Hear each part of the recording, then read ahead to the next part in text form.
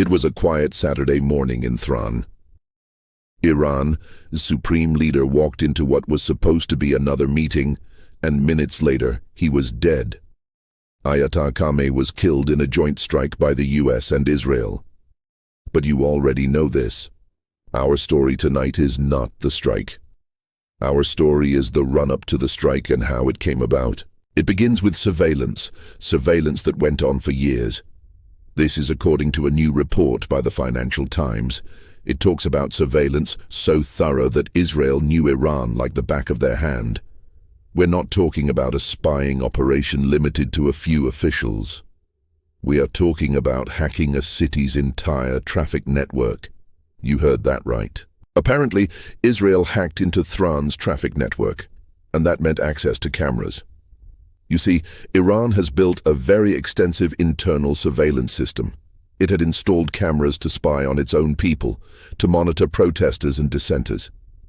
Unfortunately for them, the same cameras were used by the enemy to spy on the regime. One camera placed at just the right angle reportedly showed something small, but something very, very critical.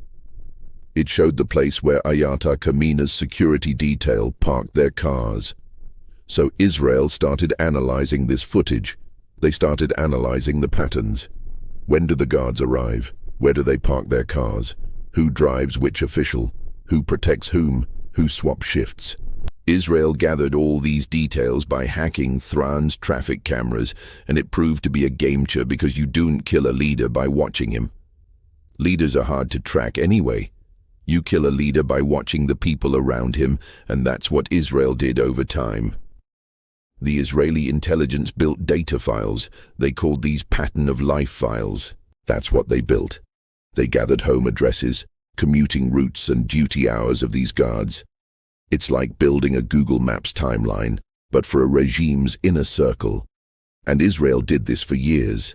Leading the project was Unit 8200. This is Israel's elite signals intelligence unit. The report says Unit 8200 fed mountains of data into AI-driven systems. I'm talking about billions of data points, phone signals, camera feeds, movement patterns, relationship maps. They use something called network analysis. What does that mean? It's basically mapping who talks to whom and who influences whom. You try to make sense of a network. And with this, they built a whole picture of Ayatollah Khamenei's daily life. Now here's where this becomes almost sci-fi. On the day of the strike, something strange happened. Cellular networks around Khamenei's compound were disrupted.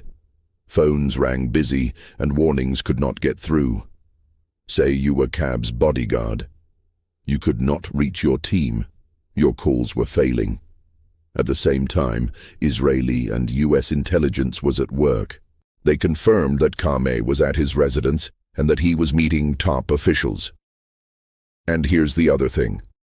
They were not just depending on data. American intelligence also had a human source confirming all of this.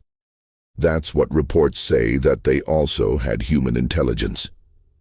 Now Iran knew that an attack was coming. They knew that Israel and the US were going to strike at some point. Of course, the Ayatollah knew that too. But apparently, he refused to go to a bunker. He wanted to die as a so-called martyr. What they did not anticipate was a timing. They did not think that the strike would come in the morning. They did not think that it would happen in broad daylight. That's what happened. And as dramatic as this backstory is, it's not new for Israel. Their intelligence is known for things like this, for operations like this. You may remember what happened in 2024, the pager explosions. Israel crippled Hezbollah's communication network. Their rank and file used pagers to communicate. Israel hacked those devices and blew them up, so thousands of pages exploded simultaneously, and this killed thousands of Hezbollah fighters. That operation, too, is said to have taken years of infiltration, years of analyzing the same data, of figuring out patterns and knowing when to strike. And it tells you a lot about modern warfare. Wars today are not fought with just missiles and jets. They're fought with data, with years of invisible surveillance and algorithms, and it's something that Israel has mastered. The long game in a world of fast-moving conflicts. Power doesn't end quietly.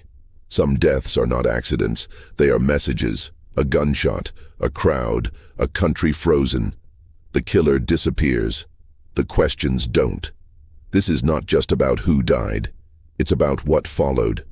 Governments fell, armies moved, history rewrote itself.